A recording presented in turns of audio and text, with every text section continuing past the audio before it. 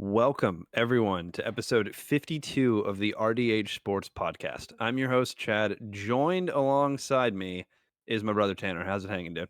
It is going very well. If you're looking on YouTube, you can see that we have something crazy going on. We've been, talking about it for a little bit. We are unveiling our new draft screen. Look at this, Chad. Obviously, you've seen it before. I made this and you were watching.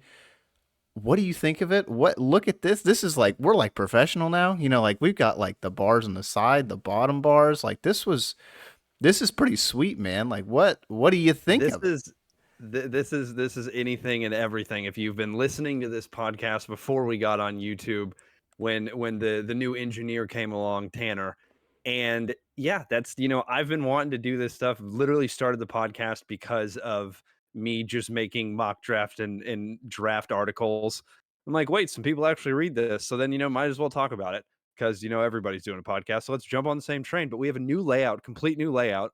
Like you said, there's literally if you're listening right now, I'm so sorry. Just go to YouTube. We're this is big for us. Hmm. On the bottom screen, you're going to see all of the picks that's going to be taken. This is going to be the episode where we're doing a mock draft. Probably should have started off with that, but we're doing a mock draft. That's why we have this draft layout and everything. You're going to see, like I said, the picks on the bottom. You're going to see exactly what pick it is, what round it is. Round one. We're only doing round one. Maybe next year we'll go to more rounds, but this year we're only doing round one. And then you're going to see who comes in exactly as I say them. Today it's going to be a mock draft, like I said. On Thursday at 5 p.m. Pacific Standard Time, we are live streaming the draft. Not the draft. We are live streaming our reactions to the draft. And so, just like what you see right now, you're going to see on draft night. So, if you want to see some reactions, come head out to RDH Sports YouTube and throw us some comments because it's going to be a fun time. We're going to have a blast. Anyway, Tanner, it's only mock draft today. Hmm. That's it. Nothing else is on the table for this episode. We have NHL playoffs, we have NBA playoffs. Don't you worry. There's going to be a separate episode for that. Just not today. This is all mock draft.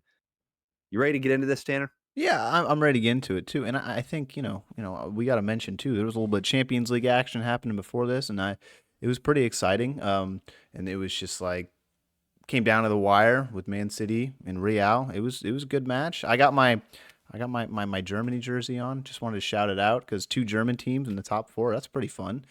So just wanted to just shout it out though. Yeah, you got to shout it out. And last thing we'll say about soccer is my PSG finally moved on to the semifinals. So let's go. And then now All on right. to the American football. All right, let's see. The draft is now open. The Chicago Look at Bears that. are on the clock. We've got round one, pick one. And this pick, I think if you've been listening to the podcast, everybody knows who this is going to be. It's going to be Caleb Williams. It's Caleb. Caleb Williams out of USC is going to go number one of the Chicago Bear, the absolute number one slam dunk overall pick. And what else more can you say about this guy? Go look at his pro day. Go watch him throw at the pro day. Go watch him highlights this season, even last season. I know this season he maybe kind of played down a little bit, is what people were saying, and everyone doesn't think he's going to be the lock at number one, but I do, and I think that this kid is very special. And like I said, I'll say it again. This is quite literally Aaron Rodgers. And Tanner and I saw him live in person this year against UCLA, where they got absolutely smacked. But when you're sitting there and seeing somebody live, it's a whole lot different because what they're doing is you can see those throwing mechanics in person. And seeing that throwing mechanic of Caleb Williams, all he did was just sling that rock, and it seemed easy to him. But slam dunk, number one overall pick, Caleb Williams at a USC. Tanner, is there any surprise here? I don't think so. I mean, it's just one of those like, you look back on like other previous drafts and it's like, yeah, Trevor Lawrence, looking back on like what he did in college and like, the draft class that was in front of him, that was a number one overall pick. I think he deserved to be it. And you look at this draft class, you look at Caleb Williams. I think he deserves to be the number one overall pick. And he just clearly has the most talent, the most potential out of all these guys. And if you're not taking him number one, I don't know. That Chicago team is very, very. ready for a quarterback to come in and change that entire franchise. And I think Caleb's the guy that's going to do it. I think this is Caleb. I think this is 100% Caleb. You know, if it's not, I'm going to be really surprised. And I think it's going to be a bad pick if it's not. So 100%. Right there with you. Agree with everything you just said. And last thing I'll add about Caleb Williams before I move on is just what Tanner said. You don't get rid of a quarterback, like literally trade him away for next to nothing if you're not going to take one number one overall. So I think it's going to be Caleb Williams. I think you can lock this one in. I think so. Number 2, the Washington Commanders are now on the clock. Pick 2. So Caleb Williams went pick 1 to the Chicago Bears. We've got another quarterback that's going to come off the board. We've got Jaden Daniels out of LSU. That's right. Not Drake May. We've got Jaden Daniels out of LSU. That's going to be drafted here. Heisman season, you know, Heisman winner. Look at the season he had, over 5,000 all-purpose yards. You know, this kid had a arguably better season than Joe Burrow did at LSU. And you look at the weapons that Joe Burrow has and you look at the weapons that Jaden Daniels has, and it's pretty close. You know, this LSU team has to be dubbed wide receiver U, especially after we get done with this mock draft, because we've got a couple LSU wide receivers that are going to go in this first round. And Jaden Daniels, he's a guy in Washington to me that fits that new ownership group. He completely fits that new ownership group. They traded away Sam Howell. There's no way that they're not going to take a quarterback here at number 2. So I think that Jaden Daniels from LSU gets the nod. And when you have a Heisman season like he did, then you come into the NFL ready to walk in and be a starter. Now, will he actually be a starter when he comes into the NFL? That's a big question I have, because I'm not 100% sure. Washington, to me, I did not see Howell getting traded personally, because I thought Howell was the absolute perfect quarterback to sit there for a year just in case Jaden Daniels isn't ready. But at the same time, I understand it, because it's like you're giving the quarterback the keys to the castle. You need the confidence and everything. But I don't think Jaden Daniels lacks any confidence, and I think he would outplay Sam Howell personally. And if he didn't, then you're like, okay, we dodged a bullet. We still got, you know, Sam Howell here. But Tanner, Jaden Daniels, Heisman winner. Do you find it surprising that he goes over Drake May, or what do you think in this mock draft? I don't think so. I mean, like you said, he's a Heisman Trophy winner, and I think that means a lot. The dude was just an absolute highlight reel this past season, and you got to give, you know, that extra nod to him because of just, I don't know, you know, he's playing in the SEC. He's being that guy. He won a Heisman Trophy, and it in a season that kind of looked like, you know, it was not really like, you know, going all that well. So I don't know. It's not surprising for me that Washington would take a chance on him, because with Sam Howell, he was.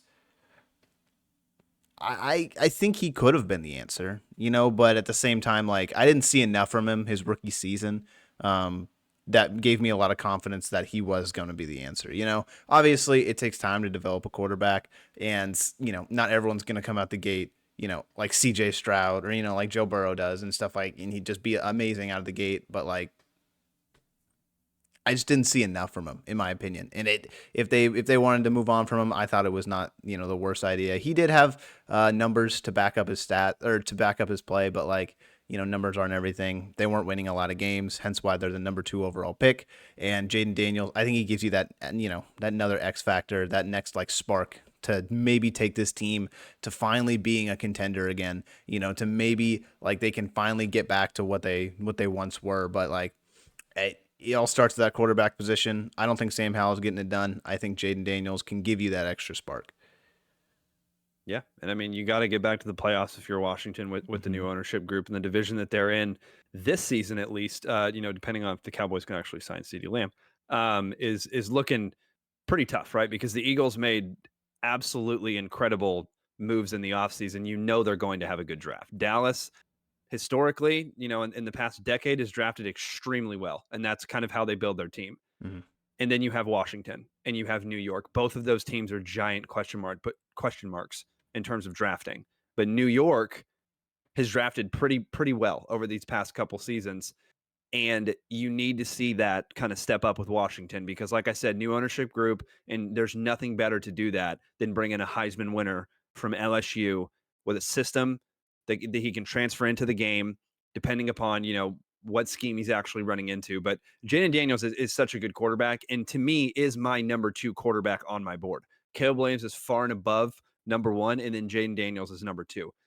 Moving on to number 3, the 3rd overall pick, we have the New England Patriots on the clock. And this is the first season without Bill Belichick at the reins. So really, it's anybody's guess on what's going to happen here. Personally, for me, I think you have the top quarterback prospect sitting here, and that's probably going to be the pick. And in most people's eyes, that top quarterback prospect is going to be Drake May out of North Carolina. Or you have a potential generational talent at the wide receiver position. True. So what I would do if I was the New England Patriots right here, this is what I would do. This is not the mock draft. This is what I would do. I'm putting my GM hat on. If you're listening to GMs, this is my tryout. I'm going Marvin Harrison Jr. And then in the 2nd round, I'm taking Michael Penix Jr.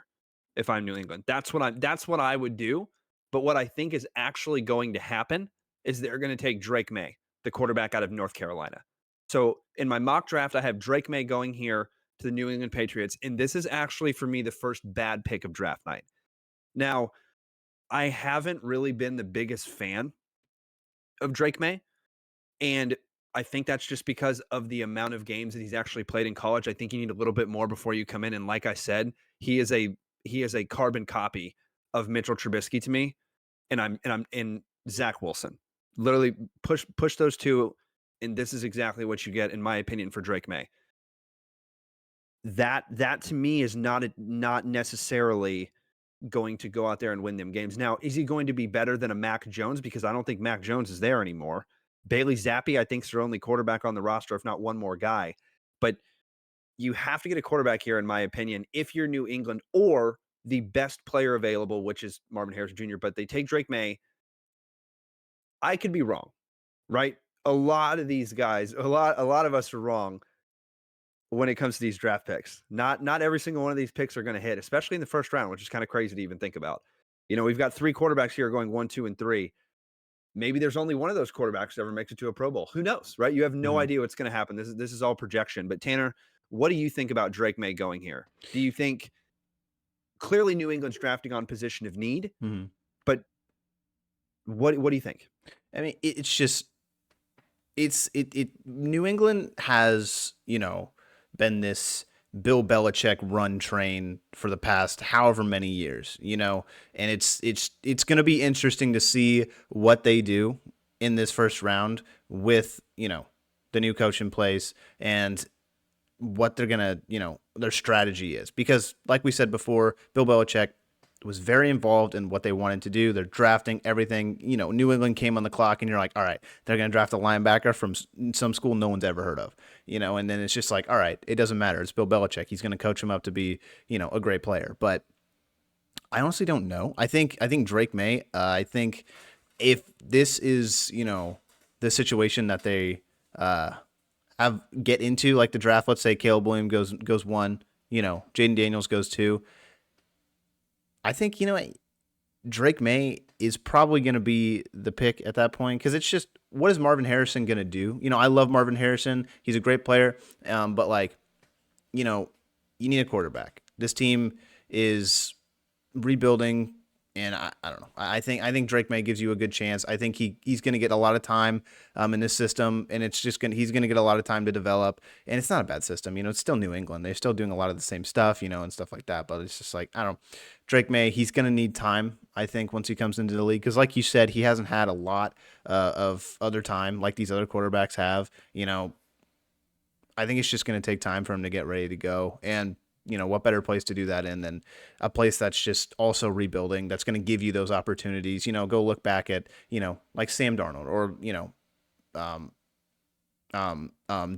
what is his name? Zach, Zach Wilson. Zach Wilson, obviously it didn't work out, but like they gave him 4 years pretty much each, and it's just like, all right, give you time. They got a lot of playing time. Go out there, do your thing. If it doesn't work, it doesn't work. Same with Mac Jones. He had a lot of time in New England, and it's just, they're going to let him go. They're going to let him do his thing. If he succeeds, he succeeds, but I don't, it's going to be on the hands of Drake May. So I like the pick. I don't think it's a bad pick, especially if you're drafting your quote unquote quarterback of the future. But I would have picked someone else. Personally, there's a couple other guys out there that I think could also give you a lot of impact and maybe at a later pick. So if it were me, I think I would have gone Marvin Harrison Jr. But I don't know. It's just up to the ownership at that point. If you want to go get your guy, go get your guy, and nobody's gonna tell you no at the end of the day if you pick him. So Exactly. And number 4, we got the Arizona Cardinals that are on the board now, and they don't pass up the star prospects sitting there on the board. They have absolutely run up to the front of the stage and drafted a wide receiver out of Ohio State, Marvin Harrison Jr. You can't not draft Marvin Harrison Jr. This year, personally, for me, you've got 3 wide receivers that are outstanding. And then you've got really 3 quarterbacks to me that are outstanding as well. 2 that are really outstanding, and then they kind of drop off from there. But wide receivers to me, this is a great wide receiver draft and a great wide receiver class. And I do think the run on wide receivers starts here. I really do at Arizona, because you look at Arizona, Kyler, I think, is their guy of the future. Now, if Jaden Daniels or Drake May slides here, it begs the question of, does the Arizona Cardinals actually pull that trigger? I think that Kyler's the guy that's going to be there in the future. And I think there's no better way to ask yourself, is this quarterback actually a franchise quarterback, than quite literally going out and getting him a potential generational talent at the wide receiver position with Marvin Harrison Jr. And they need some help at wide receivers. The depth chart is not necessarily deep in that position if you're Arizona. You need help a lot of places if you're Arizona, and I think wide receiver is probably the biggest position of need, because I would continue to keep Kyler there.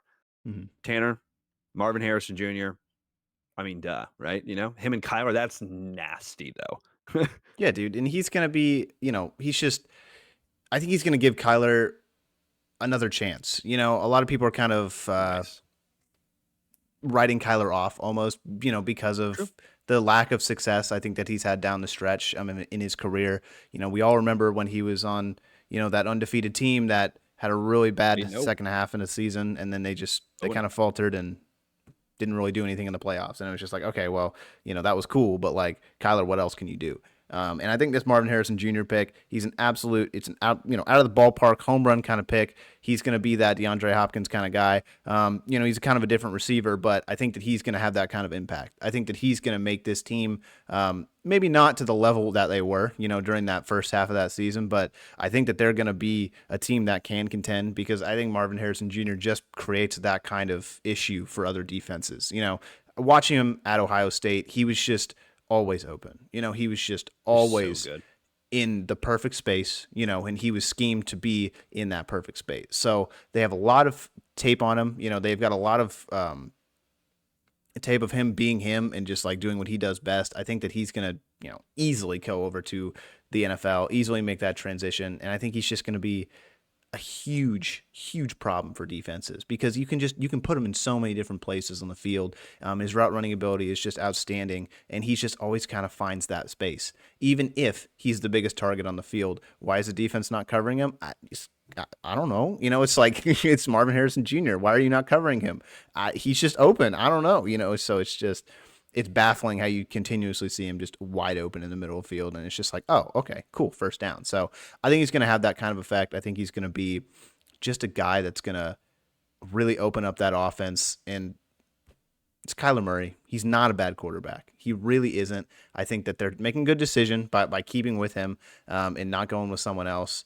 I mean, they could shock the world right here. They could go quarterback and then, tell Kyler to, put up or shut up. But I think wide receiver here is the best pick. I think it's the best pick still on the board, and it's Marvin Harrison Jr. It's not a bad pick, regardless of where you pick him. Yeah, and you have to, you literally have to, if the argument is like, oh, you take a quarterback here, it's like you got to give, even if you're taking a new quarterback, you got to give him a chance, right? And Kyler's I'd say a pretty solid quarterback in the NFL. I don't think he's top 10. I think he's probably in that 10 to 20 range, if not in the early 20 range, because, based off of just injury and everything that's going on. But when Kyler's on the field, you have to watch out for him. and that automatically draws a defender that can't be defending somebody else. So it's like that means right there that you have an extra player that cannot cover a wide, potentially cover double or triple cover a wide receiver. Mhm. So I think you absolutely have to take him. Number 5, Los Angeles Chargers are here. They also go wide receiver Rome Odunze out of Washington. That's right. I don't have Malik Neighbors from LSU going, and I've liked Rome Odunze since I've started watching this kid at Washington. I knew nobody was going to beat Marvin Harrison Jr. for me in terms of prospects at the wide receiver position, but Romeo Dunze is that guy. And Tanner alluded to, a player in the NFL by the name of DeAndre Hopkins. That is quite literally the way he catches the ball, in my opinion. He's a bigger body wide receiver. The catch is always contested, but he always creates that little bit of sliver separation of space that he has. Mike Evans, another guy that does it out Mhm. just tremendously. Some of the best in the league. It's stuff that they know how to do when they jump up and get that ball like that. And I think that Romeo Dunze can easily be Justin Herbert's replacement for the wide receivers that they lost over this offseason, because that team is very, very thin at the wide receiver position and has Harbaugh coming in and is not necessarily on a rebuild, because your quarterback and you have key pieces on the defensive line and on the offensive line, and key pieces on the defense as well set, like safety. You're not going to just go get rid of Derwin James, right? Mhm. Like you're not just going to go get rid of, Bosa and Khalil Mack. These guys are pillar stones of your defense, but on the offensive side of the ball, you don't have any pillar stones now at the wide receiver position because you got rid of pretty much everybody. So, in my opinion, they have a young wide receiver that they took out of TCU last year that did not necessarily live up to the hype. Now, let's see what he does this year. A young wide receiver with another young wide receiver coming in. I think for sure that the Los Angeles Chargers are going to take a wide receiver here. I don't think any other position is even talked about because of the need of wide receiver. You have offensive tackle that is still sitting here with Joe Alt. That they could use that. You can always use a franchise tackle, Mhm. but a franchise wide receiver out of Washington is kind of what I'm thinking here. Tanner, Romeo Dunze, shocked that he went over Malik Neighbors, or what are you thinking? No, I don't think so. I mean, I've seen people put Malik Neighbors as number 2. Obviously he's very, very good, and like you said, LSU is wide receiver U. But Romeo Odunze, it's just for some reason, it just kind of impresses me when he's able to do that on a very good Washington squad. But I also got to see him play in those big games. You know what I mean? I got to watch him play in the playoffs where he made that kind of impact, and when they beat Texas, and it was just like he made a bunch of those like that was one of the bigger games They that I don't win the watched him. game. They don't win the game without him. It's that Exactly. simple. Like he was that difference maker, and to see him do that on a stage as big as the college football playoffs, in Washington, it's like, okay, we're here now, let's do this, and he just shows up, he puts up, and they make it to the finals. It's like, dang, that was impressive. So I really got a lot of respect for that, and it just looks like it's going to translate over to the next level immediately. If he can do that on that big of a stage, why can't he do that on Sundays every single Sunday? So it's like I love the pick. I think Romeo Dunze is going to be a star in this league, and it's just it's hard to see the Chargers go in a different direction. You know what I mean? Because like you said, they got rid of Keenan Allen, and they got rid of their second wide Williams. receiver. Yeah, exactly. Mike Williams. Who else do they have? Quentin Johnston. Like That's that's it. it. That's out the kid out of TCU. That's it. That's your number one. Do they still have Joshua Palmer? I don't know. Like we're at that kind of I point. think he's still under contract. So it's like I don't know if those two are going to get it done, especially like you said, talking about Quentin Johnston's rookie season. But Romeo Dunze, pick him. He's a better prospect. He is. I think so. And it's just, you need to fill that hole. I think most teams are kind of expecting you to fill that hole. So if there's some trades happening, this is kind of, I think, where it's going to start, especially if you want to trade up for a wide receiver, because one of them's going to go here. So if you can get in front of them, then maybe you can get your pick of whichever one you want. But yeah, I think wide receiver here is pretty much a lock. It just kind of depends on which one they like more on top of their board. There we go. The New York Giants are sitting here at number 6 now. This is going to be, in my opinion, the first surprise of the draft. Here we go. But here's the thing: the Giants always throw a wrench in the draft. I think they go quarterback here. Okay. And I think they take JJ McCarthy out of Michigan. Oh No my. bullshit. Not just for the clicks. I actually think this is going to happen. And here's why. You have Daniel Jones that is sitting there under that absolutely insane contract. Okay. If you go look at the contract breakdown, what teams typically do is they front load the contract at the beginning of the contract. Then they have the last couple years to where they can get out of the contract at the least amount of dead cap money. It's still going to be a lot, but the least amount of dead cap money. Now, Daniel Jones's deal is a hell of a deal, especially if you go look at it over the years. You broke the bank, New York, for Daniel Jones. Yeah. Everybody in the division, when you did that, stood up and clapped their hands. Has it worked so far? Not this season, not even a little bit this season. He got injured a lot. The season before, when the Giants actually made it to the playoffs and got bounced really early, can you argue that it worked in? Hey, they made the playoffs, not bad, right? But they went downhill tremendously Yeah. last year. And I think that you take JJ McCarthy here because he is the most exciting prospect, in my opinion, in this first round. Because before Michigan played in the college football playoff, he was not talked about being in the top of the first round. Mhm. Maybe the end of the first round, maybe, but most likely that early second round. And even before that, he was in the third round range. And he's jumped all the way up to most likely a top 10 NFL draft pick. The Chargers aren't going to take him. Right. They already have their quarterback. The Giants, do they have their quarterback? In my opinion, I don't think they do. So I think that you draft a guy like JJ McCarthy, who you can argue is not ready to step in and start. Mm-hmm. Therefore, let Daniel Jones play out this season afterwards, cut, and give JJ McCarthy the reins, in my opinion. I think that's what the Giants should do. Who knows what's going to happen here? Because the Giants need just about every single position. So they could go anywhere here. They don't have a great track record at taking first-round offensive linemen. Joe Alt's still sitting there. No offensive lineman has been taken. That's right. No offensive lineman taken in the top 5. That's how good these wide receivers and quarterbacks are. Tanner, JJ McCarthy sitting there at number 6. I saw a little bit of shock in your eye when I did it. I saw a little bit of shock in your eye there. Just to let you know, this is my mock draft, and Tanner has no clue who I'm taking. So Mhm. this is all random. He's getting them and typing them in as I say them.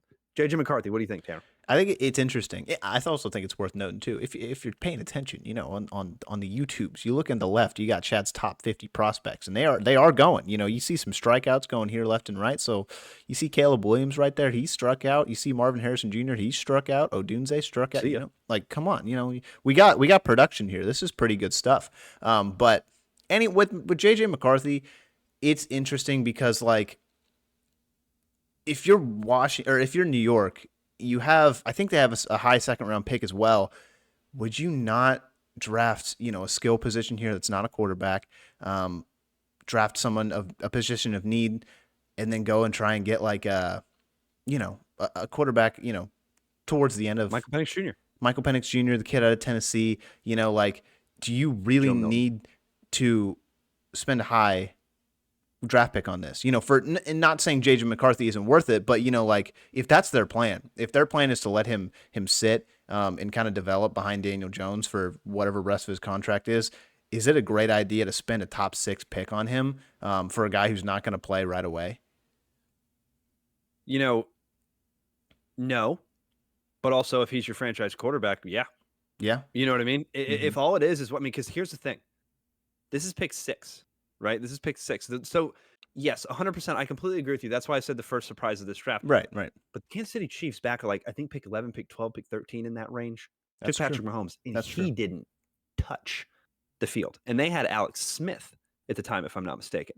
So it's like here. The reason I made this pick in the mock draft is because this is me getting out of that Daniel Jones contract. I Mhm. don't think in 3 years Daniel Jones is going to be a starter. I don't. I think he's going to be a backup. So for me, if I'm New York, I'm taking the best quarterback prospect here available, and that's just not based out of position need. That's because yes, it's a possibility that Michael Penix Jr., the quarterback out of Washington, is going to be there in the second round. Most likely he will be, unless it's like a Baltimore jumps. Not that they won't, but you know how Baltimore at the end of the draft, when they picked, they were like, we'll take Lamar Jackson at 30. You know what I mean? Like, Yeah, we'll absolute take him back steal, here. you know. No, yeah, jump back in at 32. We'll take him and take Lamar Jackson, right? But the thing here is that I don't know if New York is sold on Daniel Jones, because like not only did you have injuries, but you had so many different quarterbacks playing this year. Mhm. So it's like for you, you're taking a third best wide receiver here, because in my opinion, that's what they need pretty bad. So they need a third wide receiver that they could take here. Do you think an offensive tackle here? Do you think that could be an option? Because New York has the best offensive tackle there available. I don't think a corner is going to be going here because it's too early to take a corner. So you've got a couple options. You've got a tight end out of Georgia by the name of Brock Bowers, but you got burned on Evan Ingram when you took him. So I don't think they're going to do that, right? So that's why I got JJ McCarthy going here. That's kind of my explanation. But on draft night, it's going to be so crazy. And when I know. trades actually happen, getting the live reactions from us when the trades happen, it's going to be a fun time. We've got a trade. Oh my god. Yeah, you know. Literally. Number 7, the Tennessee Titans are on the board. They have not had a good track record recently of drafting. Not Nope. very good. But some people's number 1 wide receiver, some people's number 2, and some people's number 3, like myself. But it's so close. Malik Neighbors, the wide receiver out of LSU, goes here at number 7 to the Tennessee Titans. Oh yeah. This is a pick that you cannot miss on. If you have Malik Neighbors sitting there at 7, it's like, okay, all right, this guy fell into our lap. It picks 7. And that's because this draft, so many teams in the top 3 need a quarterback. Sorry, let me rephrase that. So many teams in the top 3 don't have a quarterback on pretty much on the roster. So I think that, the Titans go wide receiver here. I know that they paid a wide receiver in the offseason with Calvin Ridley, but why not bring in Malik Neighbors? And now you have your wide receiver core completely set and locked, and that's a position of need that's a position you don't need to worry about now. Let's move on to the next position because we got to rebuild everywhere. So that's kind of my draft strategy for the Tennessee Titans here. Tanner, the third best wide receiver, Malik Neighbors on my board in my top 50. He's definitely in the top 10. All 3 of the wide receivers are going to be in the top 10 on my top 50. On draft night, I'll get into that way more, but we're just doing a mock draft here. I mean, come on. You know what I mean? You're sitting there number 7 in Tennessee's like Malik Neighbors is there. Come on. Bring him on over. You know what I mean? That was Jaden Daniels' guy. Yeah, and it's just you got Will Levis in that system now, right? He's the starting quarterback. He's your franchise guy. Why not give him more weapons? You know what I mean? Like, just make this dude's life so much easier. Like you said, they got Calvin Ridley, and they have DeAndre Hopkins. But DeAndre Hopkins is not the DeAndre Hopkins of old. We all know that. He has taken a step back. Calvin Ridley, I think, didn't have the best season, this past season in Jacksonville. I don't know if that's Trevor Lawrence. I don't know if that's injuries to Christian Kirk on the other side helping him out. Like what's going on there. But it was, like you said, up and down. So if I'm him, or if I'm this Tennessee Titans squad, I want some stability at wide receiver. And, it's funny saying stability with a rookie receiver. But, given the other guys they got, like I said, Calvin Ridley, DeAndre Hopkins, one of these guys is going to be open, and one of them will play well pretty much probably in every single game. It's going to be hard to cover all 3 of them. So if they draft Malik Neighbors, they quickly go to one of the best, honestly, like receiving cores, strictly from receiver standpoint in the NFL. Like, honestly, like their top 3 is pretty gross. Like they're all 3 at one point in their careers, Malik Neighbors, we'll see, but number 1 wide receivers. And it's like, oh, wow, this is pretty nasty. So I think you give Will Levis that kind of receiver core, I think that team's just going to get a lot better in general. And they got Tony Pollard, like a receiving / running back that's, fast and quick. Like that team's going to be fun to watch if they do in fact draft Malik Neighbors. I think that's a perfect pick for the Tennessee Titans here. And how can you go wrong? You know what I mean? Like it's hard to go wrong with that kind of pick. It's like, oh darn, we got Malik Neighbors, So very good pick. I like it a lot. Yeah, and they also have they've been taking quarterbacks very early in the draft, and they, like you said, they took Will Levis. They didn't take this quarterback's way old, but Ryan Tannehill. I don't know if he's still technically on the roster, and they have another guy there that got taken in the draft right before Will Levis did. Didn't really work out, and that's why Will Levis got taken. So it's like that quarterback room is already kind of stuffed. But I don't think you take a quarterback here. I think you definitely got to go wide receiver just because Malik is just sitting right there, and it's like okay. Then the Atlanta Falcons are at number 8. I think the Atlanta Falcons brought over Kirk Cousins, and I think that they're going to take an offensive lineman to protect Kirk Cousins. So offensive tackle Joe Alt out of Notre Dame is going to be going here to the Atlanta Falcons. To me, I just don't think that there's any other position that you could potentially go here. You know, you already have a potential stud at tight end, so you can't draft Brock Bowers here, even though he's sitting there on the board. If Malik Neighbors is sitting there, then maybe you add another wide receiver alongside Drake London, and it becomes that. Then that receiving core is insane, but that would mean that the top offensive line would have to get taken before this pick. So I've got Atlanta taking Joe Alt out of Notre Dame, like I said, easily the best offensive lineman in this draft class, in my opinion, in my top 10 as well, in my top 50. Vice grips for hands. This guy's another Notre Dame offensive lineman that is just going to come into the league. And now he's going to be a tackle. You know what I mean? You've had great Notre Dame offensive linemen that have come into the NFL recently, not mainly, but mostly the guard position, you know, with Zach Martin and Quentin Nelson. You would argue some of the top 5 guards in the league. And now I think this kid's going to be a top 5 tackle for a long time. Joe Alt, Atlanta Falcons, that team got a whole lot more exciting over the offseason with the addition of Kirk Cousins, right, Tanner? Yeah, absolutely. And you said it. I think the biggest reason that this would make sense, Kirk Cousins, like he needs a franchise tackle. Like you need to protect that man because he's, you know, no offense to Kirk Cousins, but he's not as nimble as he used to be, right? So I would not, especially coming off that injury from last season, I would not play around with the offensive line this year. I would protect that man because if he goes down, your season's over. We saw that with Minnesota Vikings. Their season was done as soon as Kirk Cousins left the field, and I think that's the exact same case for Atlanta right now. So protect your franchise quarterback that you went out and got in free agency. This is a very smart pick. He's the best offensive lineman in the draft, and I think he's going to be a very good offensive lineman for years to come. So no qualms for me for this pick. I'm pro Atlanta on this one. There we go. Tanner, why don't we head to number 9 with the Chicago Bears? Chicago Bears are now on the clock. Already adding a ton this offseason. But I think they go and they add just the best position, the best player at this position in the draft. In the last 2 years has been the best player at this position in college football. Tight end Brock Bowers out of Georgia. I know you got Cole Kmet. I know. Out of Notre Dame. But Brock Bowers, that's like Gronk in, I don't know, like a really fast wide tight end stuck together. Like Brock Bowers is an unbelievable tight end and the best tight end in college football. And it's not even close. In the past 2 years, it hasn't even been close. Since he's been on the field, he has absolutely been the best player on that Georgia Bulldogs team, in my opinion. So Chicago already takes Caleb Williams at number 1. They've got some great wide receivers that they added over the offseason already. You know, they already have an existing pretty solid wide receiver, I would say, as well with DJ Moore. So you've got some wide receivers that you've added. You've already got a great wide receiver on your roster. Why not add a great tight end and just continue to give Caleb Williams more weapons? And that's what you're going to see with these rookie quarterbacks. Notice all these teams that take quarterbacks in the first round in this mock draft, if this was actually happening, they would all probably take wide receivers in the second round, except for Chicago because they got, you know, they've already got 2 dogs at wide receivers. But tight end Brock Bowers, Tanner, I know you've seen a lot of him because you watch a lot of A&M football. You watch whoa, that was too fast. Watch a lot of SEC football. Yes, sir.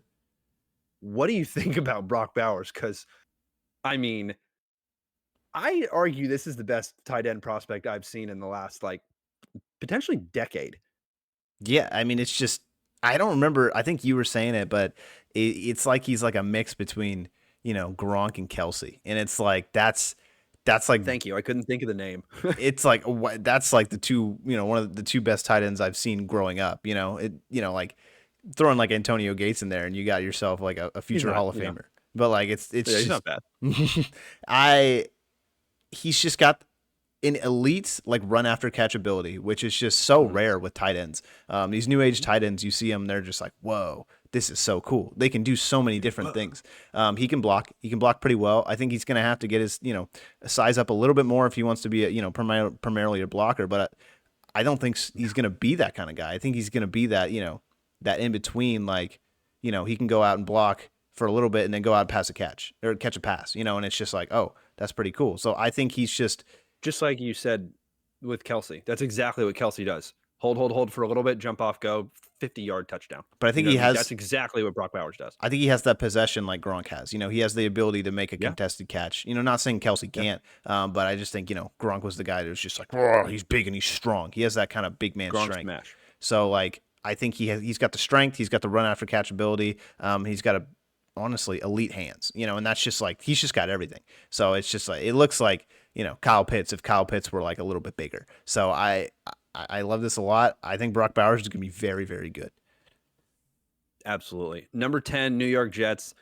This is the last of the top 10, so we'll be going a little bit faster on the rest of these picks. The top 10, we always got to stop and talk about those picks. But New York Jets here on the clock, also done a ton in the offseason. Offensive tackle from Oregon State, my guy, Tilly Fuaga. If you've been listening to this pod, I've been on this prospect. This was the guy that I picked at the beginning of the season that I was like, wait a second, something's going on with this guy because he is absolutely unbelievable. And I don't know why I watched the Oregon State Beavers as much as I did this year, but they just intrigued my eye when I was watching them play, largely due to this player. Believe it or not, I do tune into college football games to watch offensive line prospects. I watch a lot of college football games, and I love offensive line prospects. And that's why I have this guy ranked above the opposing offensive tackle from Penn State, as well as the other offensive tackles that you're going to see drafted here in this mock draft. So he's my guy out of Oregon State, and I think he's continued to rise on draft boards. If I'm not mistaken, I think he's probably number 2 on most experts draft boards now, if not number 3 at the farthest far down point. You know what I mean? Farthest far down point. Nice, Chad. But like, there's a guy that you can draft here that's not Joe Alt, but I think he's pretty close to Joe Alt, and he is huge. He's a guy, he is like a mauler. He is not quick on his feet, in my opinion. That's kind of the one downside. But when you're that big offensive lineman, it's going to be hard to. He's just got so much power that it's unbelievable. And this guy is going to, like I said, he's going to maul you if you don't get off the line extremely quick. So, Tanner, anything to add on that pick, or are we good to move on? Oregon State Beavers. I don't know how you saw that one coming, but you were just a Beaver from day one of this college season. So I'll give you a clap for that one because that was really impressive. This guy is fun to watch. You know what it is? I may watch prospects. I've already started doing my 2024, 2025 prospects. For next year's draft. That's why I've been seeing. And maybe I got a little lucky. Minnesota Vikings, number 11, are sitting here. I think we all know what's going to happen. There's definitely, it's like, ooh, they could go quarterback here, but I don't think that the quarterback I don't think they can draft Bo Nix this high. I think this could be a spot if JJ McCarthy falls that Minnesota definitely jumps on that, but they lost their best player on the offensive side with Kirk Cousins, and they lost their best player on the defensive side. So what are you going to do? You going to replace Danielle Hunter? You got to try. And look, it's pick 11. No defensive lineman's gone yet. Defensive end Dallas Turner out of Alabama falls to number 11. That's right, another defensive lineman from Alabama. This is just, Saban's done now, but my goodness, add another one. This is the number 1 defensive end, in my opinion, this year. Very close behind him is going to be Jared Verse out of Florida State, but I think that Dallas Turner gets the edge here. And with just the Saban coaching tree, or being coached by Saban, you got to give him the nod. And you look at his production this last year was outstanding. So if he can replicate that production and continue to do even half of what Danielle Hunter did at Minnesota, then I think it's going to be a pretty solid pick here at pick 11. And once again, there is no other defensive end that has been taken yet in this mock draft. So I think this is a slam dunk pick on the Minnesota side. And I don't think that you can reach this far for a quarterback. And also, the thing that's good about Minnesota is they do pick in the early 20s. They actually pick at pick 23 right before Dallas does. So at pick 11 here, I have Minnesota taking the defensive end Dallas Turner out of Alabama.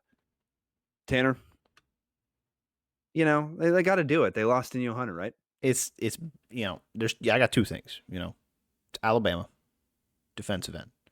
That's it. That's all you really need. Like that's just they just continue. They put out these guys year in year out, and they're just good every single time.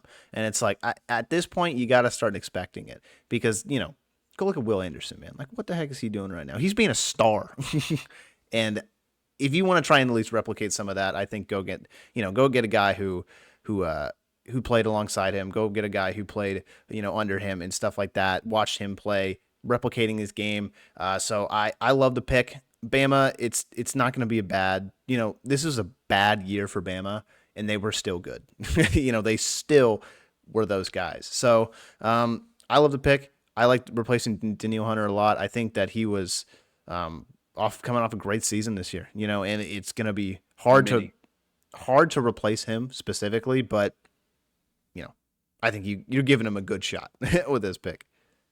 Yeah, and it's the number one defensive end just happens to fall in your lap sitting there, right? So cool. I got a pretty similar kind of situation happening at this 12th pick with the Denver Broncos. This is going to be probably unpopular because there is the cornerbacks. So I'm gonna say the pick, and then I'm gonna rank the cornerbacks out of how I rank them on my positional rankings. If you want to check all this out, rdhsports.net, all the articles are there under the article section, by the way. Cornerback, Kenyon Mitchell out of Toledo. That's right. This mock draft, I have an offensive lineman from Oregon State going second in the offensive lineman position. And then the first corner off the board taken is from Toledo. There's a hard possibility that this could be Cooper DeJean out of Iowa or Terrion Arnold out of Alabama. Those are really the three corners that I think are going to be sitting here at pick 12. I like Kenyon Mitchell the best. And I know it's tough because you're bringing Terrion Arnold out of Alabama, and you argue that he could have potentially had a bit of a better season. I don't know.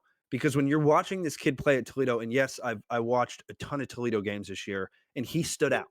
Because if you threw the ball to his side, it was either batted down, intercepted, or not even close to complete. Most times when you were watching this kid play, they didn't even throw to him. The opposing quarterback didn't even throw to him. And you see that in college, but at the same time, it's like, okay, this isn't Sauce Gardner. You know what I mean? When Sauce Gardner's coming out of college, Derek Stingley's coming out of college, it's like, okay, they really didn't throw their side that much because they knew what was going to happen. I kind of get a similar vibe from this kid. I don't think he's going to be as good as Sauce. I don't think anybody's going to be as good as Sauce for a long time because he's just that next level of prospect. And God, he's so swaggy. But Kenyon Mitchell here out of Toledo, I think gives the Denver Broncos a great pick here. And you argue that it might not be a position of need because they already have one of the best corners in the NFL. But once again, I'm taking a shotgun approach to this thing. And that is we already have one great player at that position. Let's get our second player. And now we don't have to worry about the cornerbacks for the next 4 years or however long his contract, not the rookie, but Surtain, his contract is. But that's kind of what I'm doing here, Tanner. Kind of shock at number 12, or what are you thinking? Yes, I think it's a shock, but like, if you're the Denver Broncos, there's not really a bad pick here, in my opinion, because they just don't really have anything. They got rid of Justin Simmons. They got rid of Russell Wilson. Like, they're pretty much cleaning house. These guys are in major rebuild mode. So, honestly, just take the best player that you have on your board available, and I think everything's going to work out. But I'm a big believer. I think that if you try and build the defense first, if you are in a rebuilding team, building the defense first, I think is a great way to do it because, not only do you set, whenever you do get that defense built, it's a great defense, Pat Surtain, and Kenyon Mitchell. If you do go this route, 2 shutdown corners, what are you going to, your defense is going to immediately get better. And you're going to start perhaps maybe winning even some games, so it's like, this is a move for the future, if they continue to put stock into their defense. Then once their defense is good, you can go out, you can start building up that offense. And they're like, all right, we know we have a good defense, but now we're going to give our offense the best chance it can to succeed, with a good defense. So I like building through defense, kind of prioritizing it, but best player available, I think, for them at this point. If someone else falls, that's just in their laps, and it's like, oh my gosh, pick him. But like, Exactly. A it's just quarterback, in my anyone. opinion, a quarterback, in my opinion, is the only other position here that they could potentially go. Like I said, I don't I don't think JJ McCarthy is going to get past the Minnesota Vikings. But if for some reason the quarterback gets past Minnesota, then there's no way Denver's not going to pull a quarterback because they love picking quarterbacks and they haven't hit on a pick in a while. The Las Vegas Raiders are sitting here at pick number 13. This one I kind of did because if I was building like a Madden team, this is the exact pick I would do in the draft because they would physically be like impossible to run the ball on. So I have the defensive tackle out of the University of Texas, Byron Murphy II, by far the best defensive tackle, broke and shattered combine history and has records for all of it. So this guy is very good at the defensive tackle position, easily the best defensive tackle. I know that they just brought over Dexter Lawrence from Miami, but you also throw Byron Murphy in there with Max Crosby on the side, and you have a young pass rusher that's on the other side that has a chance to kind of shine. You are already doubling either Max Crosby or Dexter Lawrence every play. You have to double one of those guys every single play. So the best thing you can do is get another huge defensive tackle and let him wreak havoc, because if they decide to, double team Dexter Lawrence and they don't necessarily have a really good DT2 there, then they can still kind of run the ball, right? But if you have a great DT2 that you tackle that really could be a DT1, then it's like, okay, I have a veteran guy who's going to learn here from Dexter Lawrence, and now I have the best defensive tackle in NFL Combine history on my team. So, boom, right there, defensive tackles and defensive line. You really don't need to worry about it if you're the Raiders. That would be a hell of an exciting pick. And Tanner, that probably gets the best defensive line if they end up pulling that pick off. I wanted to maybe correct you a little bit. I don't know if Dexter Lawrence is on the Las Vegas Raiders. Didn't they trade for him? No, I think. Who am I thinking of? Let's go to the Raiders. Am I thinking of chart. the guy? Did they trade from the Giants? They got the best defensive tackle. You're thinking of it might be Christian Wilkins. Did he go there? They got Christian Wilkins. That was the free agency move. So yeah. Sorry, the other guy from Clemson. My bad. Yeah. Good call. Good correction there. That was good though. Yeah, that's confusing. I didn't realize they both went to Clemson. That's kind of interesting. But yeah, no, exact same impact though. That's the thing. Like, I think Dexter Lawrence is a hell of a talent, and I think Christian Wilkins just kind of cemented himself this season as one of those guys too. He can be that kind of guy, and I think the Raiders' defensive line is disgusting. Not to mention, I think they have Chandler Jones too, don't they? I think they got him the season before this one. So that's gonna be disgusting. If they're also add Byron Murphy from Texas. I know I've heard you talk about him at length. Like, this kid is just insane. Like, he is just a big body, and you saw what Texas did this past season, the NCAA. Like, they were hard to run against, and it was because of this man right here. So I love the pick a lot. Like I said, I love rebuilding through the defense. And this is that's going to be one of the best defensive lines if they do make this pick. So because everywhere you go, there's going to be someone that is very mean and will hit you very hard. So give Max Crosby every single opportunity to do what he does best, and you are going to see massive results. Max Crosby is insane, and if you just absolutely stockpile the middle of that defense with a bunch of DTs that are insanely good, it's going to be really hard to keep Max Crosby off the quarterback, off the ball, or anyone on that D line from making a play. And so I love the pick a lot. Whoever gets this guy is going to be really happy. I really think he's going to be one of the stars in these draft. That's kind of what my prediction is. But very nice. The Las Vegas Raiders, baby. Now pick 14, New Orleans Saints are on the clock, almost halfway through here. And remember, we're going to go a little bit quicker. Offensive tackle. Trust me, I know. They need some offensive tackle help. They need a little bit of offensive tackle help. Out of Penn State, Fashanu If you listen to the pod where I try to pronounce the first name, we're just not even going to go there. Okay. I will try to pronounce it on draft night, but not right now. Fashanu out of Penn State. He's the third tackle that's left on the board here. Also, my third graded tackle. He was number 2 for most of this season, and then fell down to number 3 when Talise Fuaga jumped up there from Oregon State, in my opinion. So the New Orleans Saints here take a position of need, and I think that this is, once again, since it's a position of need, it's the number 3 ranked tackle in the entire draft. And you're sitting there at pick 14. Some drafts you don't have the 3rd ranked tackle sitting there readily available for you. So I think it's a pretty easy pick here for New Orleans, and they have some flexibility on the offensive line as well, just in case they need to move another guy from tackle to guard or something like that. So you absolutely saw New Orleans kind of get destroyed at the end of the season by the blitz. So that's another reason why I really think that they'd be a great pick here and would give them a leg up, next year going into that division because of how good Atlanta got. So I think you got to do something there to combat it. Tanner, are we ready to jump on to the next pick?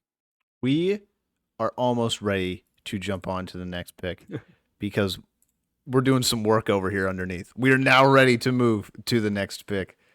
There we go. Pick 15. The Indianapolis Colts are on the clock, and I just talked about him. Cornerback. They got to take a cornerback here, right? They got to. I know that if they add another playmaker alongside Michael Pittman, that's what they could use. But tight end right now, my second graded tight end is going to be in the second round out of the University of Texas. Wide receivers here, I think it's a bit of a reach. If it's not Malik Neighbors, Odunze, I don't think Marvin Harrison Jr. is going to fall there. If one of those wide receivers falls there, then maybe. But I think that this is a position of need because the Colts got destroyed last year when they needed, to stop the pass at the end of games. Yeah. So why not take arguably the number 1 corner? Say it. Cooper DeJean. Bang. At Iowa. So this is a pick that, how do you evaluate who's left on the board, right? That's how I kind of look at this pick. You're in the 15 range, so you're well out of the top 10 now. You're sitting almost a dead center of this draft. And I think that this is where teams in pick 15 start to potentially reach and also potentially go, you know what, this guy's definitely not going to be there in the next round. Let's take him now. And Cooper DeJean is absolutely not going to be there in the next round. He's going to get picked in the first round. But after his combine, after his pro day, and after the season that he had this year, he is worthy of a top 15 pick, if not the number 1 corner taken. Like I said, Toledo's corner, Mitchell, DeJean, and Terrion Arnold out of Alabama are very close to me in my top 50, but I still give the slight edge to Cooper DeJean over Terrion Arnold as well. So it's one of those things. They're very close. So I think that he could also go here, but Cooper DeJean's my pick, and he's been flying up draft boards, and I wouldn't think it would be a bad pick at all for the Indianapolis Colts. Now, pick 16, the Seattle Seahawks.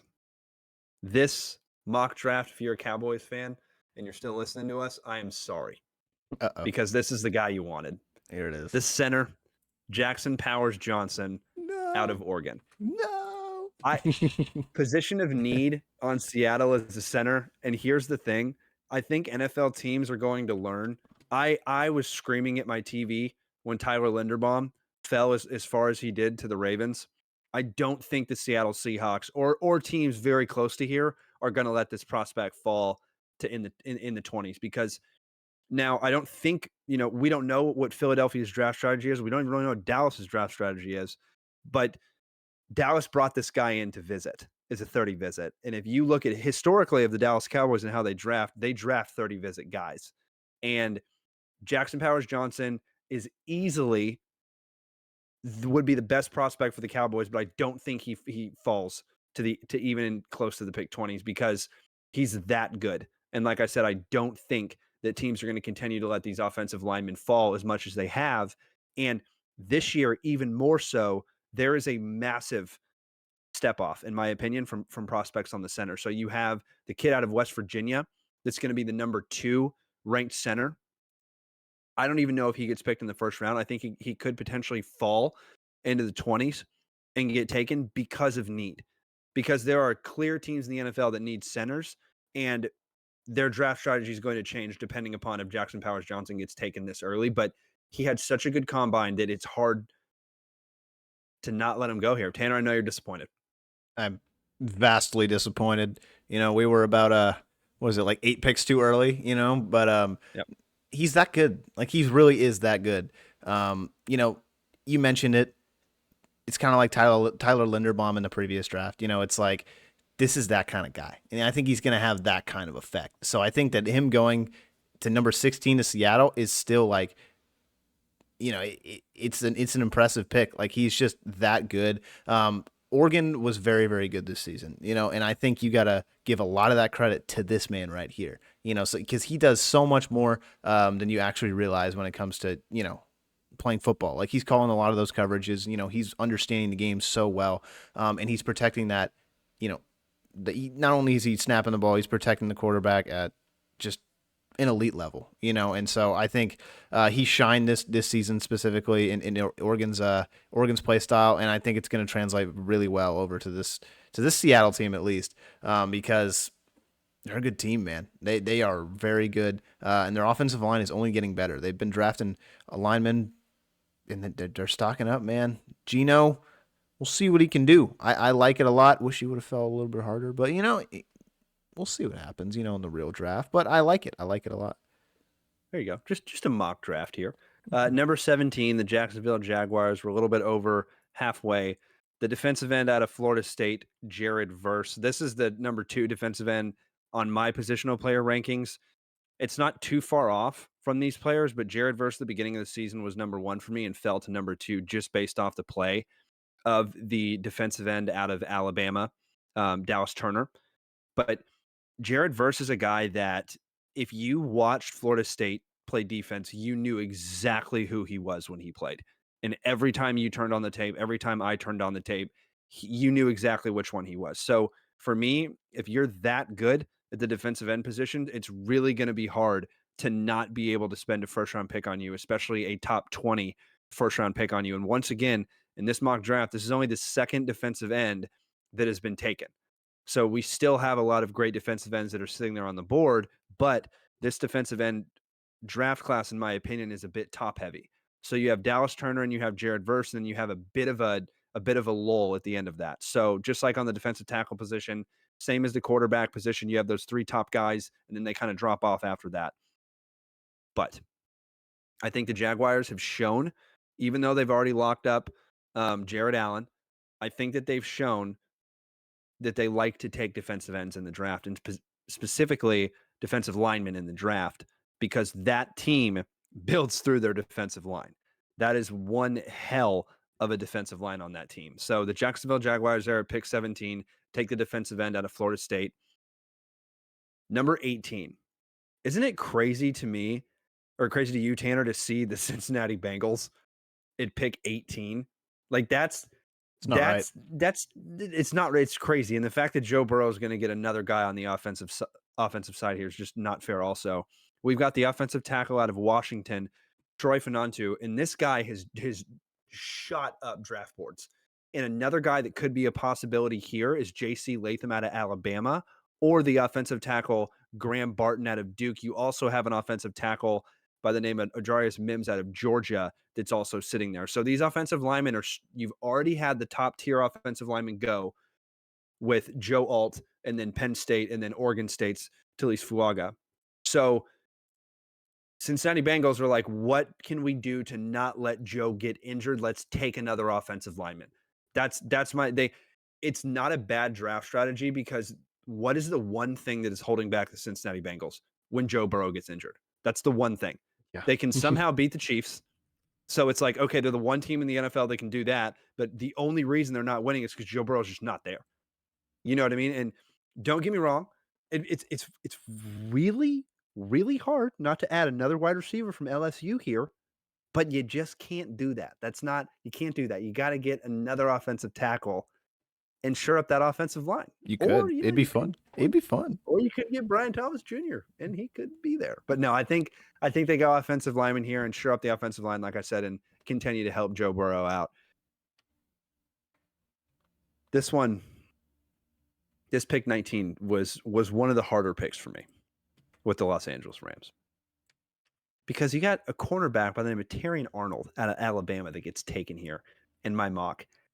It's not necessary. Like, do the Rams take this guy? Here's my thing. It's McVay.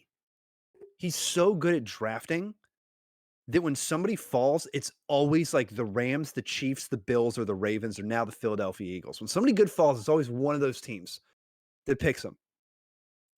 Shit, you can throw the Bengals in there too because they've had some really good drafts recently. Mm-hmm. But the Rams and McVay, I don't think you can miss on this guy. And that's why I have him going there. I think that it's one of those prospects. It's like, okay, Terrion Arnold's sitting there and we're almost in pick 20. We have to take this guy. So I think that the Rams are a team that takes best player on the board. And I've kind of seen that in recent drafts. And I think that Terrion Arnold at this point is going to be the best player on the board.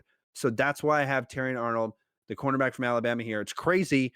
His counterpart, Kool-Aid McKinstry, a bit of a spoiler, is not in my first round mock draft. So it's like, well, he might be. I'm just not going to tell you where. But the thing is he was supposed to be the number 1 ranked corner going into this season.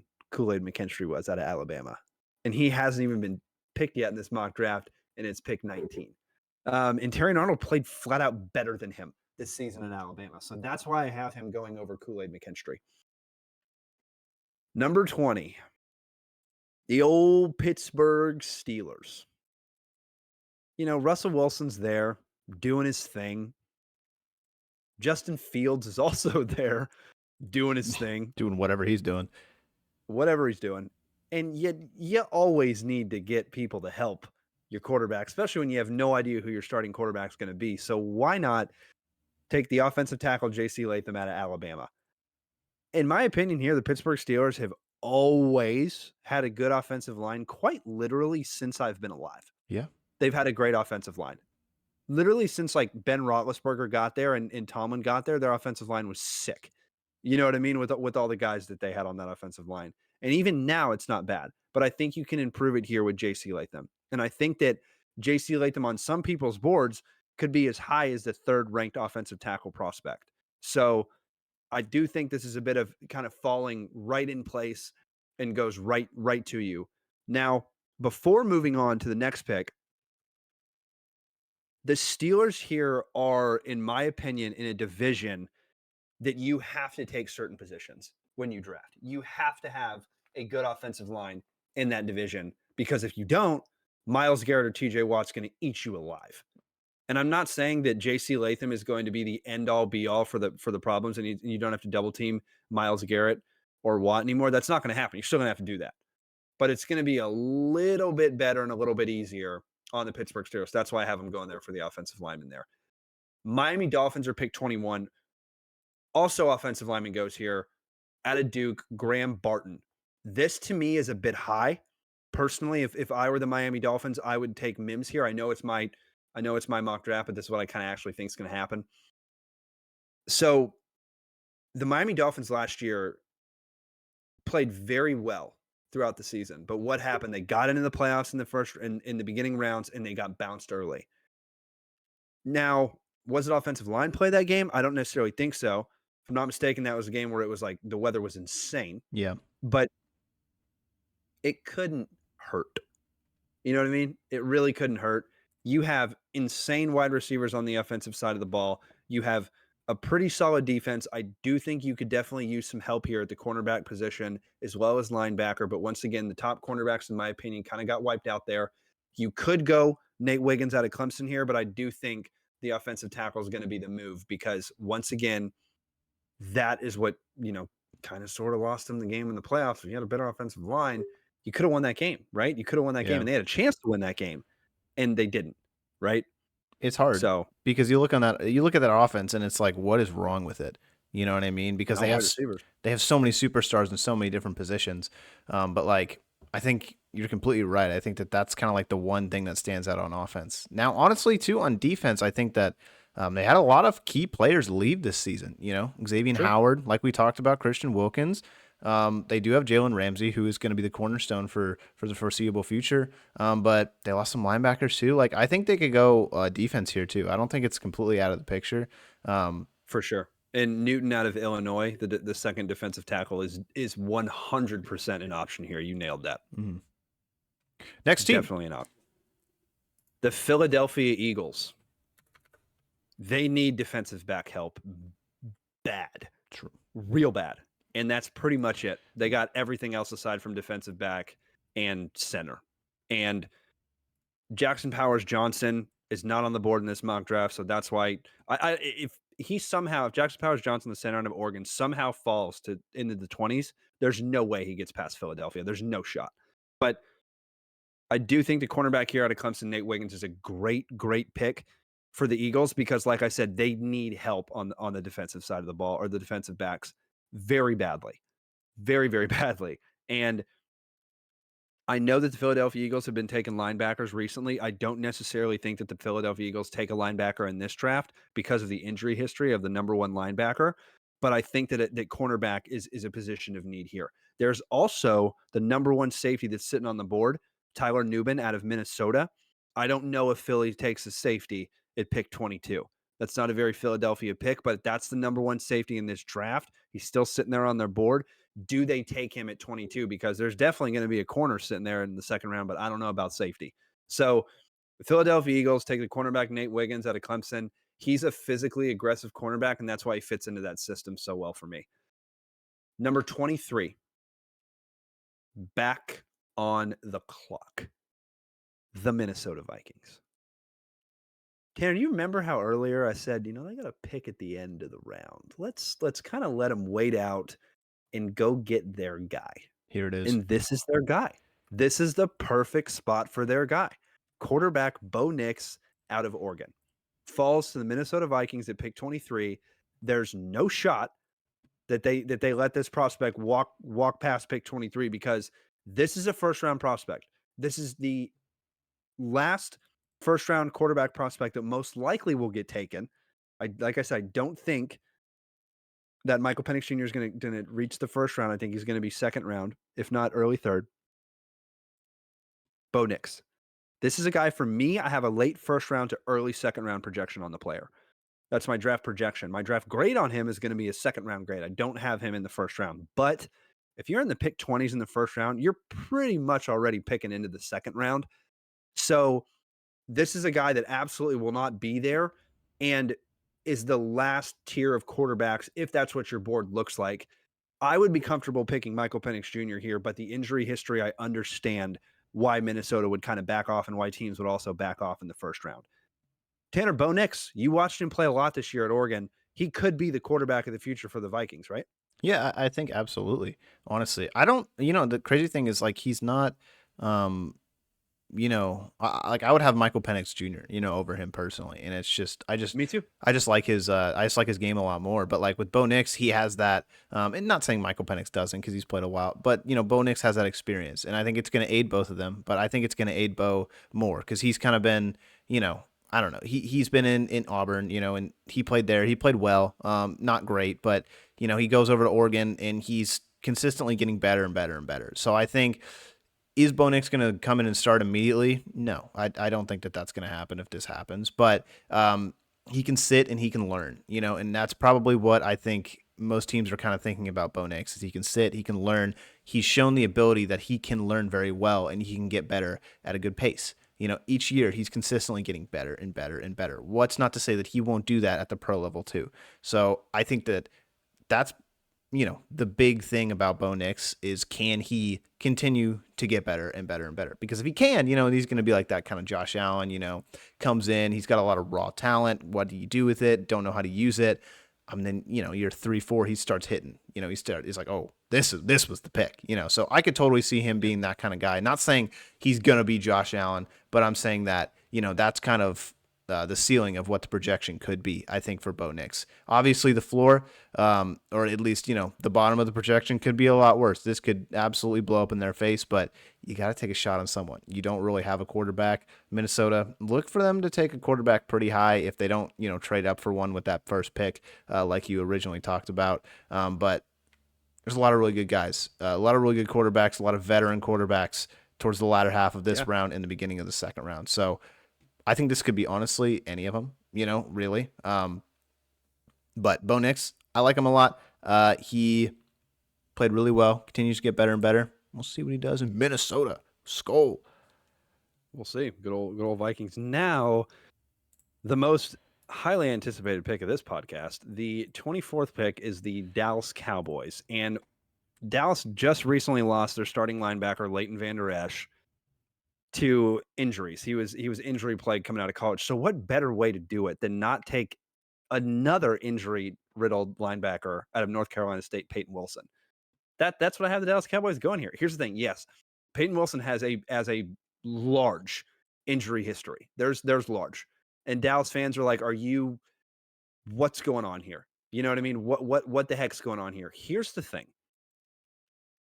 Dallas really needs a linebacker. Dallas also really needs a halfback, really needs a center. Could use some tackle help as well because they lost, their starting tackle once again and center. So, you need those, right? Mims is sitting here from Georgia, but he was not a 30 visit for the Cowboys. There is a possibility that Mims could be the pick here from Georgia. And would it be a better pick than Peyton Wilson? In my opinion, I would do that. But for me personally, it's the first round. It's Dallas Cowboys. Historically, they always take a 30 visit guy. Peyton Wilson was a 30 visit guy. And I also thought defensive tackle here could be a position of need, or is a position of need.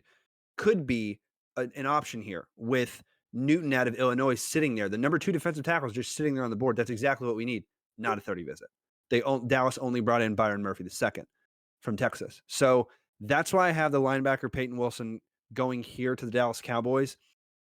There is a very big possibility that there is a halfback in play here because Dallas could easily be the first team in this draft to take a halfback. Do you take Jonathan Brooks out of the University of Texas pick 24? If you think he's going to be what he did at Texas and you think he's going to walk in and be a starting NFL running back, well, Dallas took a running back at pick 4, everyone. So pick 24 is not out of the question. There's Ezekiel Elliott at pick 4. But I can't pull the trigger that early.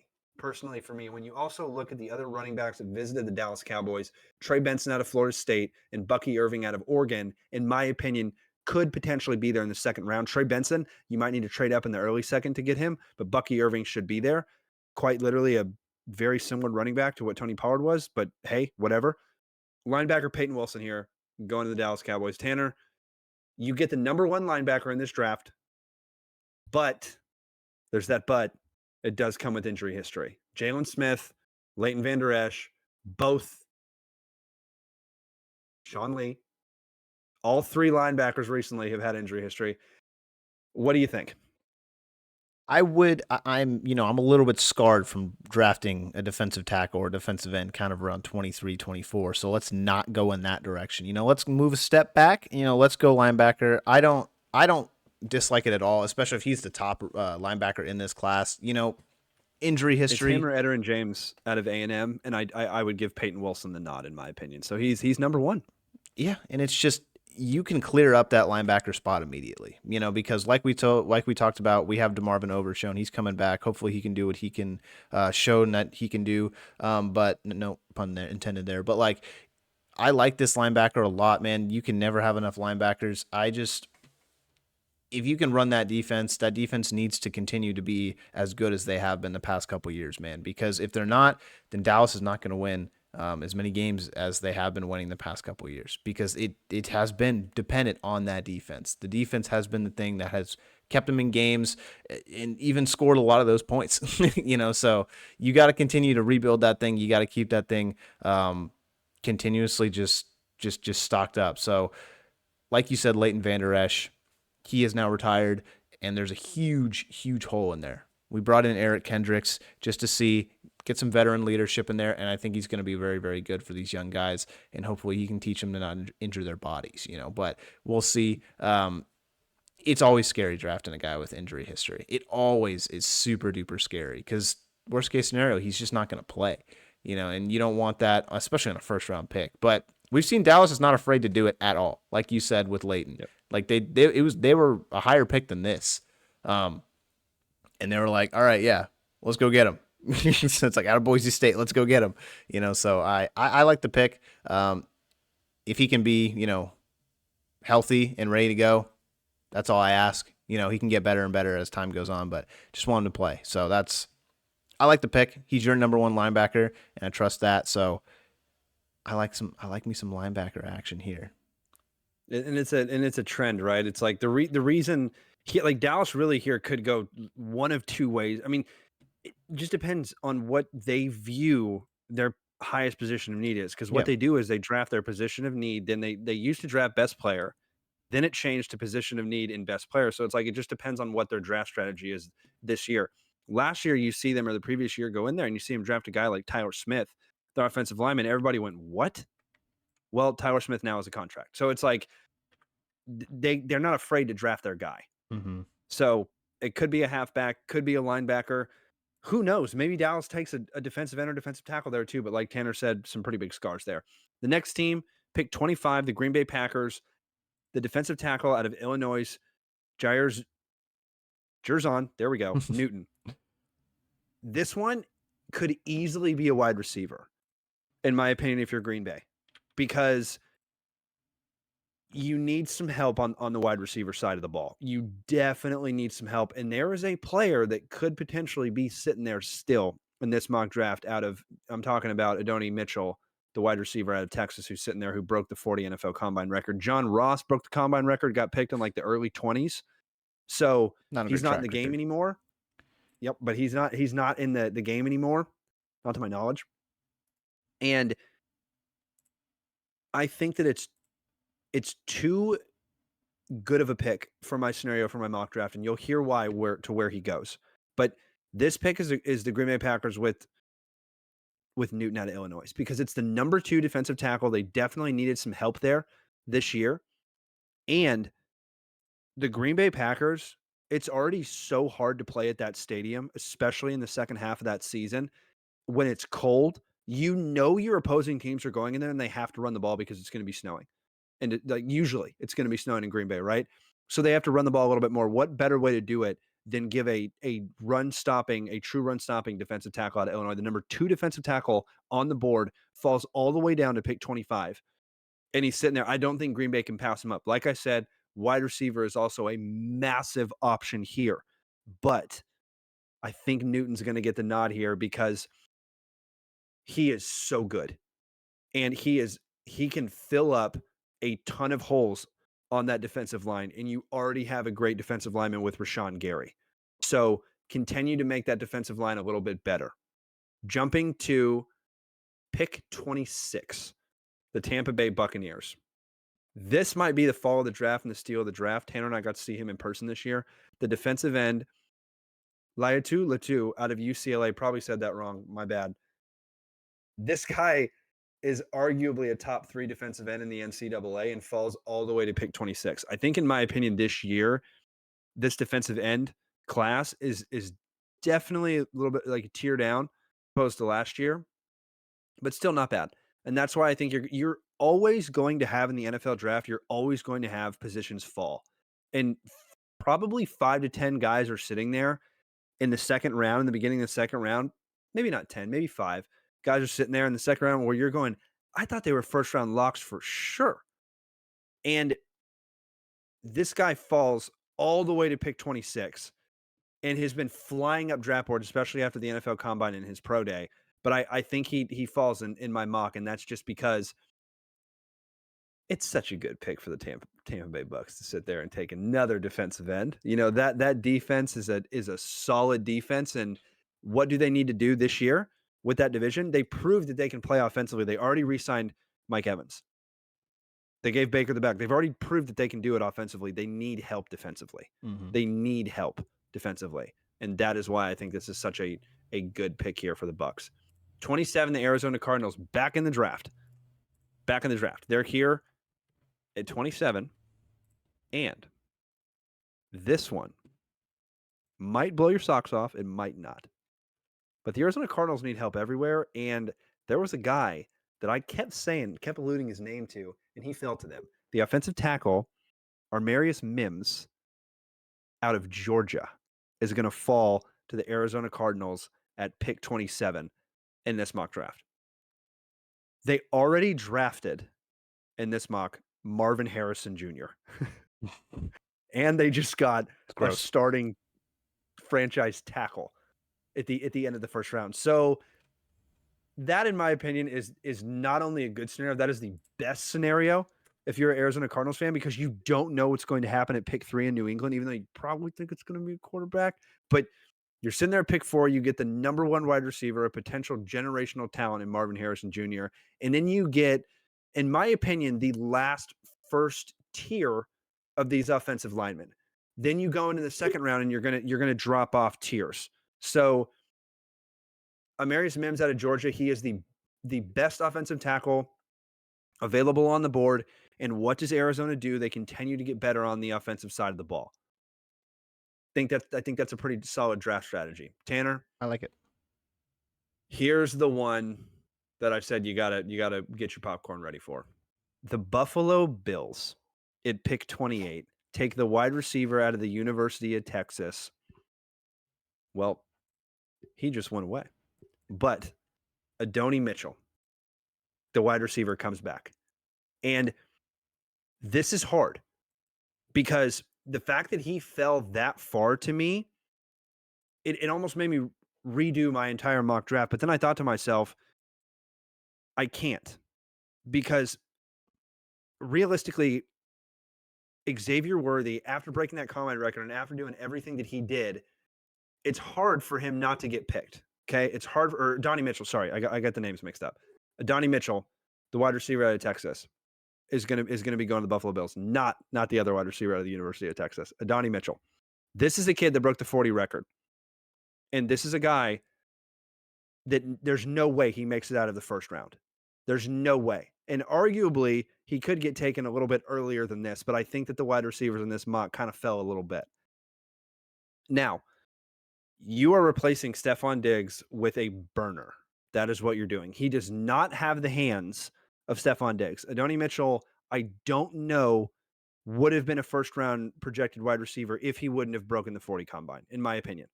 I think he is a early second-round grade for me, but he falls in this mock draft, and he's sitting there, and the Buffalo Bills do another Buffalo Bills pick and go, yeah, we'll take him. Why not? Not arguably, he is the fastest receiver in this draft. He has to clean up those hands, and he's going to clean up those routes a little bit. But if he hones those in, he could potentially be a wide receiver number 1. But you really need a wide receiver here if you're the Buffalo Bills. So if it's not Adonai Mitchell, I think it's going to be another wide out because you lost your number 1, right? So you got to draft here. Tanner? Yes. Buffalo getting wide receiver there, that's probably a lock, right? It's probably a lock. I mean, Stephon Diggs, Gabe Davis, both of them gone. Who did they bring in free agency? Like, nobody big. Like, I don't think any receivers that were like noteworthy. So yeah, I think a receiver is pretty much where you're going to go here. And honestly, if a really good one starts to fall, I wouldn't be surprised if they traded up. It depends on how far we see him eventually fall. But like, they're in need of one bad because they have like, who's the number 1 right now? Like I have no idea. They lost their number 1 and number 2, and then they usually went and go for depth guys. And they get guys in free agency. They were sitting there. Buffalo likes to do that. Go and get veterans and bring them in. They brought in Cole Beasley not long ago. They brought in their safety as well this past season. So it's like they like to do that.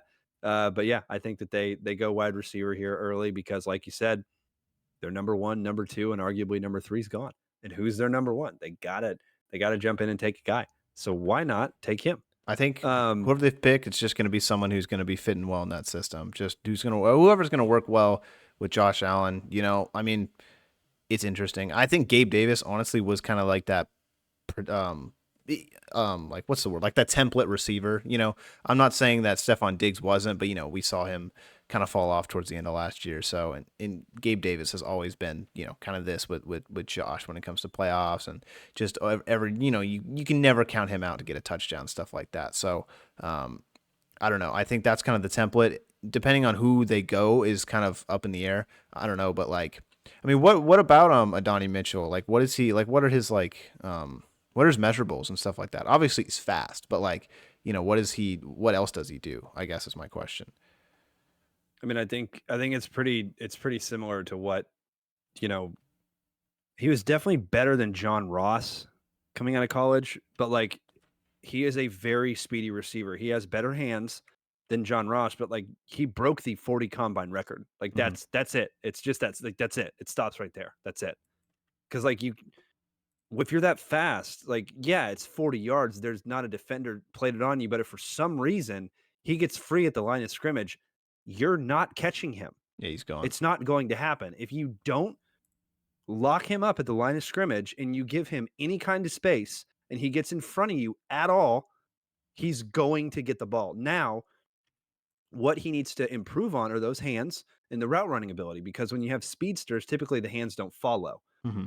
Adonai Mitchell has solid hands, or let me rephrase that, has decent hands. I don't know if they're solid hands yet. So he needs to get that up. But what are you drafting? You are drafting speed. That is something you cannot teach, just like what Buffalo did when they drafted arm power with Josh Allen. You can't teach that. Either have it or you don't. So what does he have other than speed? Speed. All right, cool.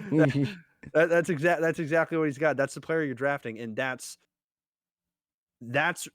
what you said. I think is great. Is they're going to draft a wide receiver that fits Josh Allen? Josh Allen can throw anybody open. Hmm.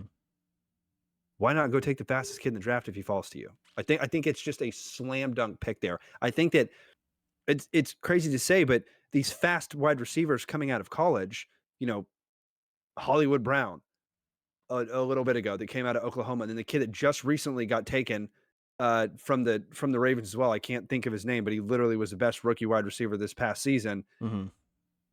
Lamar Jackson can't necessarily throw him open. So it's like for me, it's like I wouldn't really take that receiver. You know what I mean? If I was Baltimore, but then you have the counter argument because it's like, well, Baltimore did. They took Rashad Bateman and he didn't turn out to do anything. So it's like, okay, I get it. But the Buffalo Bills draft in the Baltimore Ravens, that division or that AFC specifically, draft those teams what they could turn it into. And I think that your point, you nailed it.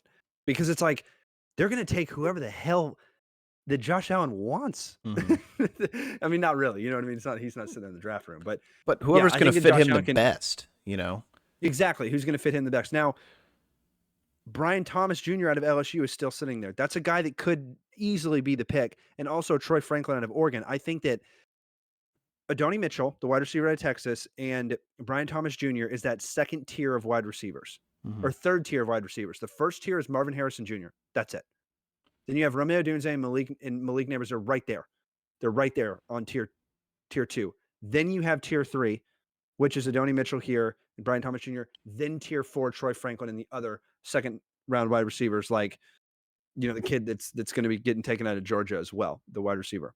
Yeah. I guess it's But interesting. I guess it's interesting where it's just like, I don't know if we've seen Josh Allen with like a number one receiver that is pure speed. You know what I mean? Like Diggs, like yeah, he's a physical guy. Like he's gonna wrestle you through like that kind of coverage. So it's gonna be interesting to see let's say this hypothetical does go through. Like it's gonna be interesting to if it see happens. what kind of effect that has on that offense. But I thought it was interesting though. But moving on to the There we next go. pick, we got the Detroit Lions on the clock. At 29, almost done with this thing. The cornerback I alluded to earlier that was the number one corner going into this year, but has fallen to pick 29 to the Detroit Lions. Kool-Aid McKinstry out of Alabama, the coolest name in the draft by far. This guy was like I said, the number one rated cornerback prospect by most experts going into this season and fell off. Not fell off, like really fell off. Yeah. And the only reason I'm giving him a first round nod here is because it's Dan Campbell.